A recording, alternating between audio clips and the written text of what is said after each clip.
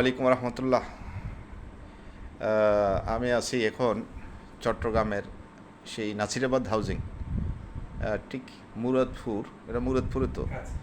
এই যে তোমার মাধ্যমিক উচ্চ মাধ্যমিক শিক্ষা বোর্ড চট্টগ্রামের ঠিক উল্টো দিকে, অর্থাৎ চট্টগ্রাম এটা ফরেস্ট গেটের ইয়ে না, এই যে ফরেস্ট গেট যে একটা গেট, ওইটার ঠিক উল্টো দিকে নাসিরাবাদ হাউজিং।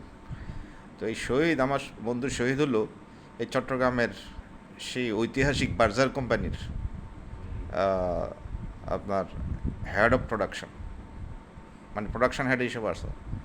তো এই শহীদের চেহারা হলো এইখানে আছে, হাত দেখেছ না? হ্যাঁ।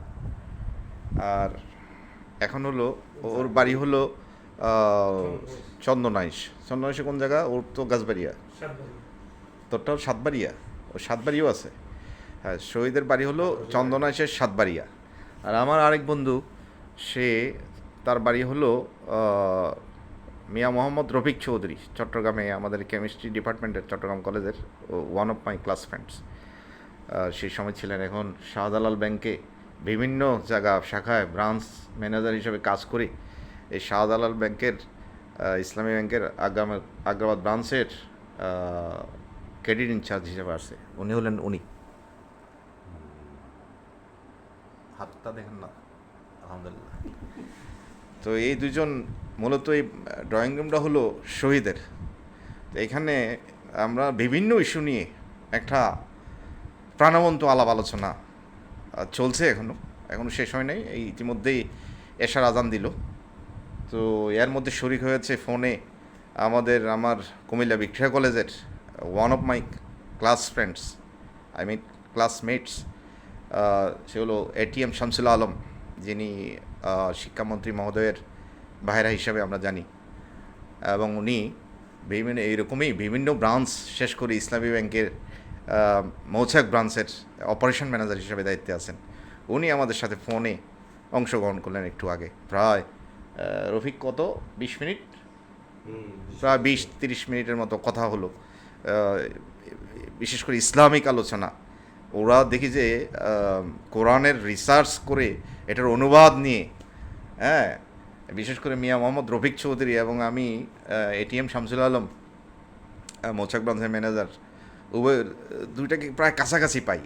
আমি যখনই তাদের সামনে যাই, তার এই জিনিসটা আমাকে অনেকটা প্রলুব্ধ করে। এনিওয়ে, এখানে আমরা এখানে নামাজ পড়লাম, মাগরিবের নামাজ, হয়তো এশাটাও এখানে পড়বো। বেশ কিছু খাবার টাবারের আয়োজন হয়েছে এখানে। খাবারটা এই মুহূর্তে নাই, নিয়ে গেছে। রফিক, তোমার ছেলে মেয়ে কজন? 2 সন্তান ছেলে। রফিকেরও 2 সন্তান এবং শহীদেরও 2 সন্তান। শহীদের বড় ছেলে নটরডেম ইন্টারমিডিয়েট পরীক্ষা দিচ্ছে, আর রফিকের বড় ছেলে নটরডেমে পড়ে, এখন ইন্টারমিডিয়েট পরীক্ষা দিচ্ছে না। আচ্ছা, এই অবস্থা। তো থ্যাংক ইউ ভেরি মাচ। একটা জাস্ট আমার তো টুইটার অ্যাকাউন্ট বন্ধ আছে, রেজাল হুদা ক্যাপে দিয়ে লাস্ট যেটা ওপেন করলাম। আমি জানি না সরকারের তারা কেন এটা বন্ধ করে রাখলো, কারণ আমি টুইট না করতে পারলে তো তাদেরই খবর হবে। আমি মনে করি এটা ওপেন করে দেওয়া উচিত। যখনই আমি ইউজার নেম দিই, পাসওয়ার্ড ব্যবহার করি, তখন পাসওয়ার্ড দেখা ইনকারেক্ট। এটা তারাই অনেক সময় বন্ধ করে দেয়। অতীতেও দেখা গেছে অনেকগুলো অ্যাকাউন্ট যখনই পাসওয়ার্ড দিছি ইনকারেক্ট, তখনই নতুন অ্যাকাউন্ট আমাকে খুলতে বাধ্য হয়েছি। এই জন্যই আমার অ্যাকাউন্টের সংখ্যা বেড়ে গেছে এবং ধারাবাহিকতা কোনো অ্যাকাউন্টে মেনটেন করতে পারিনি। হাওয়ার সবাই ভালো থাকবেন। আমি আশা করছি আমার টুইটার অ্যাকাউন্টটা খুলে দেবে কর্তৃপক্ষ, যাতে আমি সবাইকে মাঝে মধ্যে আমার যে মেসেজ দেই বা আমার যে কথা বলা, এগুলো যাতে শেয়ার করে সবাইকে সাহায্য করতে পারি। আমি নিজেও যাতে উপকৃত হতে পারি, আল্লাহকেও যাতে খুশি করতে পারি, সেটাই চাচ্ছি। আসসালামু আলাইকুম।